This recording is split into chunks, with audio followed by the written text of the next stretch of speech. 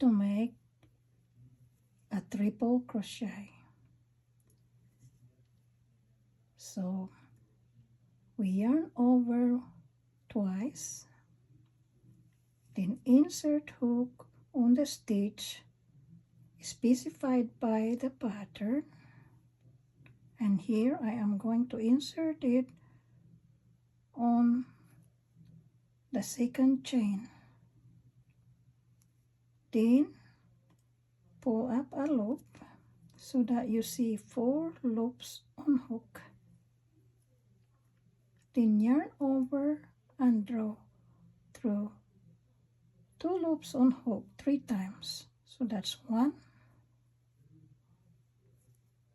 2, and 3. And that is a completed triple crochet stitch.